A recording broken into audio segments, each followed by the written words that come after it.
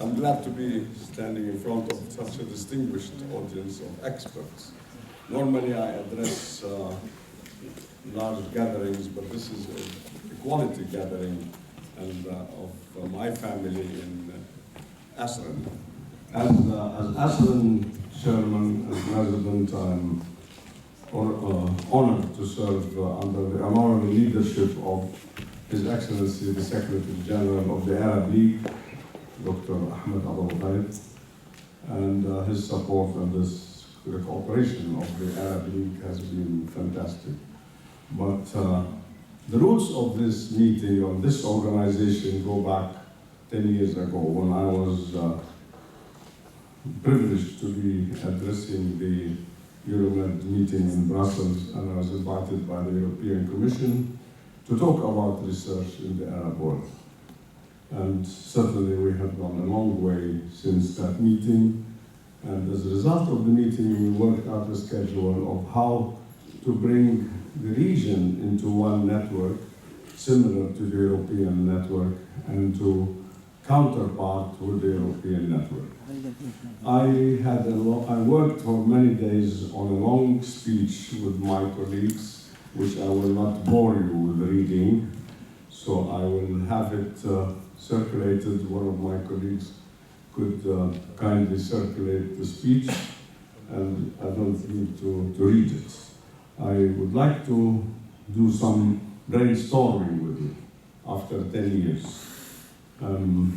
My interest always is in the future, and one manifestation is this argument we had about internet when I was chairman of and founder of the Internet Governance Forum at the United Nations, in my capacity then as the chairman of the UN Network for ICT and Development.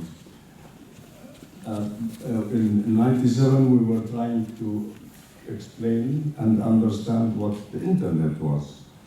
And I had the honor of being at that time, at the same time, on the board of the International Chamber of Commerce in Paris. And I invited the advisor of the President of the United States of America. His name was Ira Magaziner. I asked him to address the chambers, the world chambers, on one end does not know that I'm a dog. And every time I say this, my family complains that I'm saying I'm not a dog, and pointing to myself that I'm not a dog. Well, I'm saying I'm not a dog, so there is nothing wrong with that. So I'm not a dog. But he said that there is no complete democracy in the world. It's a dream in the real world. No country in the world can claim 100% democracy. The only democracy that can be achieved is on the internet, where everybody is an IP address. And this is where I want to start. This was, as I said, many years ago. We're talking about the 90s. Today, as we see what is happening all over the world and the changes that are taking place in many countries, it is one manifestation of the empowerment of the internet and how the internet makes us feel very powerful.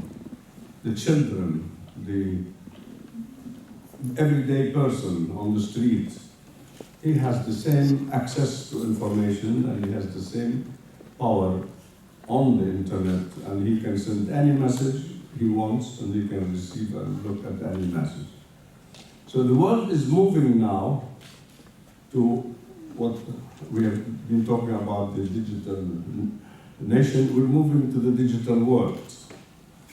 And the ITU, by the way, now is doing an annual report on the digital citizens in every country. We're not talking anymore about the gap in wealth or gap in knowledge or in whatever thing. We're talking about how many digital citizens are born in a country who can become digital leaders and who can change the country. So the it is very important to emphasize this concept of digital nations, because a digital nation, and I would like to give a very honest example, and I use my own country, Jordan. Jordan is about 6, 7, 8 million people, which is equivalent to Finland in population. Our GDP in Jordan is $40 billion. The GDP of Finland is $200 billion, simply because Finland is a digital country. So the future is about digitalization. I'm very grateful that we are here, a model of the goodness in this world, and I want to thank the European Union, the European Commission, GIONT, and of course our hosts, the University of Khalifa University. Thank you for your generous support. Ankabut is a great partner. We're very, very happy to be working with you for so many years. After 10 years of ASRAN, I want to discuss with all of you and with our partners, the European Union. I want to salute the European Union for being a great partner, supporting our projects. We now have, for the first time in our world, Arab world, we have a research-dedicated internet line, completely dedicated to research and for access by universities and research centers, thanks to the European Union and partially to Talal Abu-Ghazaleh Global, who work together in making this dream happen and become real. We have always been talking about the fact that research in this part of the world is lower than any region in the world. It is true. But I don't think anymore. I think now with the internet, and we're trying to contribute as much as we can, on the internet media or environment, there is more research than we can think, and more research than we know. Because every data entry is research. And I don't want to go into my favorite subject about education and the future of education, but I would like to say that after 10 years since I addressed the European Union in Brussels, I would like to talk about the need to at least do some modification of our mission statements. We should not be talking about research. We should be talking about innovation. Research was traditionally a concept before the creation of the internet. Now, knowledge creation, and this is an argument I always had with international organizations. I served on the board of the World Trade Organization, the board of experts, and on many UN agencies. And I was always talking about the era of internet, and the international laws and rules in the world could not change to cope or take into consideration the need to change. For example, we don't have under WTO a product called knowledge product, whereas a knowledge product is the most valuable product in the world today. What is Google? Google is only a computer program. Of course, I had lots of arguments with the American leadership about how we can look into this, and the feeling in the US establishment, which of course rightfully so, because they own the internet, they invented it, and it's the most valuable asset in the world, intellectual property-wise. I cannot put a value on it. It's hundreds, maybe hundreds or thousands of trillions of dollars.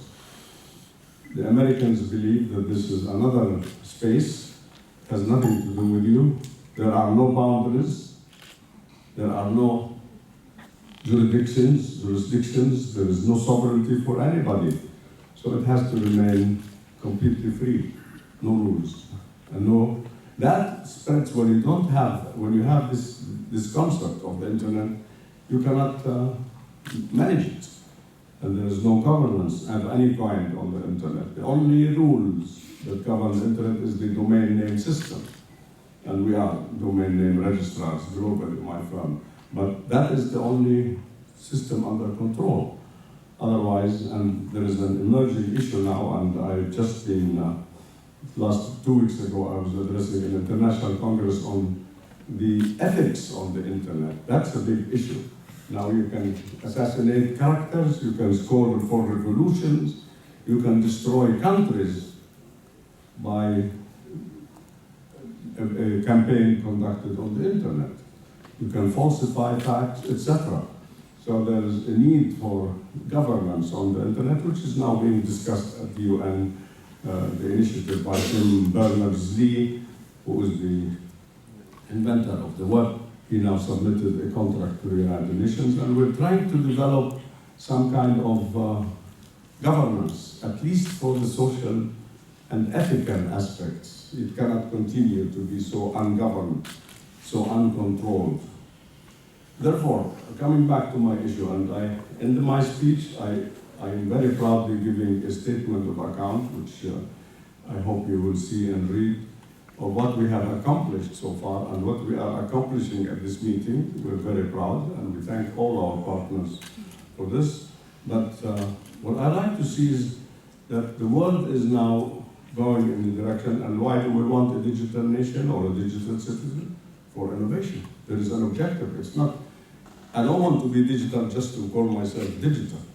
I want to be digital so that I can be innovative.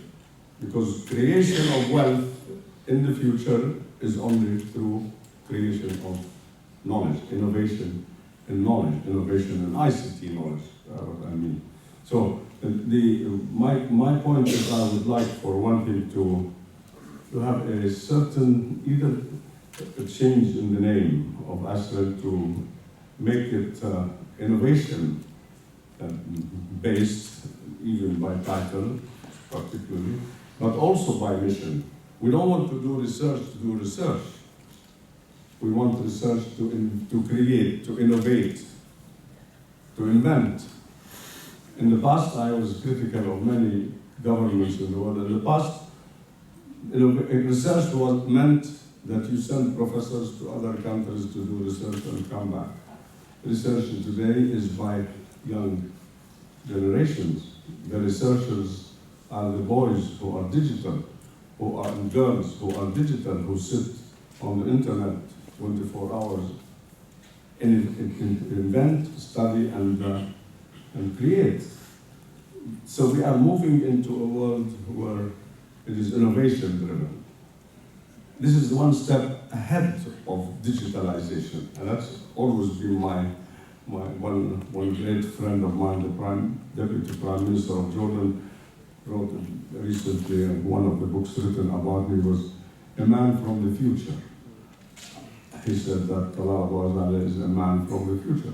I'd like to say that the future is not about research. We don't want to do research and prepare a paper and issue it, publish it, or put it on the shelf. We want research for innovation.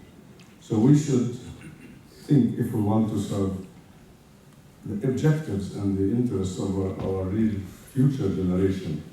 I would like one person to be like Zuckerberg or any of these inventors who were young students who even did not like to be students, and they were dropped, what they call them dropouts. They left university because they felt, and I'm not against university, I am a product of the university, but unfortunately. And I don't remember anything I studied at the university, I have to admit. Einstein said, don't confuse universities with education. Education can be on anything, and it doesn't have to be a school or a university or any place. But what I'd like to say, I'd like to have one in the Arab world, one inventor who can do a Google or Amazon and have a 1 trillion word company. An invention, it's a computer program. There is nothing, no assets, no raw materials, no capital. Now, it's amazing how the world has changed into innovation, and we have to change. I'm a great believer in change. In my organization, when I change a policy, my colleagues say, but we have only decided this only last month. I said, oh, it's been a month, it's too long. I shouldn't hesitate with the same resolution for a whole month. In a whole month, the world changes so much. So I'm a great believer in change, and I think we should be courageous in Aslan to say now we want, especially after having provided for the use of every research, any center and university in the Arab world, we want to say that we are doing this for innovation. We want innovators to be creative and to come up with what we want them to do. This is why, for example, also we started our Talal Abu-Ghazaleh University College for Innovation, where we don't have any exams. We don't have exams for graduation. A student graduates by an invention. If he doesn't come up with an invention, he doesn't get a degree. It's over. Education now has to be innovation oriented. It has to be for innovation, for creativity. Because I addressed Harvard, MIT, Columbia, and many other universities, and I said, show me one professor in your university who has any information that is not on the internet. The professor used to come to the class with lots of information to give to his students. But the student is more up to date on the information that the professor is talking about because he has the luxury of time. He has nothing to do but search on the internet. So the education has to be now innovation-based, and I'm not critical of universities. I'm just saying that the future is that way, and that we should, for the sake of our generations, we don't want to produce job seekers. We want to produce job creators. That should be the mission of universities. How to produce and graduate a person who can employ other people to work for his project, and not to go and look for a job. We have a problem of unemployment among our graduates, and it's rising all over the Arab world. And that is because we produce knowledge graduates. They have studied, they have accumulated a long list of information on many things, on geography and on history, on etc. But that's not what we want. I don't have to know what is the height of the highest mountain in the world, because by just pushing a button like this, I can get that information. Why should I store it in my mind? And by the way, I think universities have, and perhaps this great university could lead this project. What are we going to do when Google finishes and launches its project for a graduate program that they can implant in the brain of a 12-year student, and he becomes a university graduate? This is coming, it's not a joke, and it's not a dream. Google is working on an educated brain, through artificial intelligence, of course, an artificial brain, which we can, and I don't have to spend 12 years studying. In 1 second, I become knowledgeable and able to sit for a university degree. So we have to learn to see how are we going to cope with the future world where a Google brain can match the education that we get from primary, secondary, in one shot. That's serious, and it's amazing, but it's coming.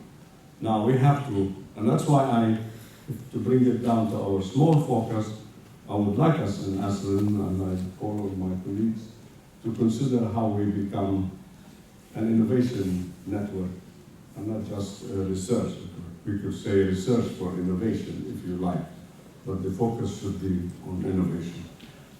I have a statement which expresses my gratitude, my respect, and my appreciation for the supporters, for the hosts, for the partners, and I'm very proud to be with you and among you, and I want to excuse myself because one of my present leadership positions is I chair the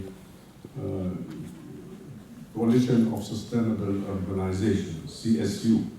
This is a coalition under the umbrella of the UN based at New York University, and our objective is how to promote the concept of smart cities, because we believe through our research that the future is about cities. There will be nothing except cities. You don't have future county or village or whatever. Everything will have to be a city, small city, big city, etc., but cities.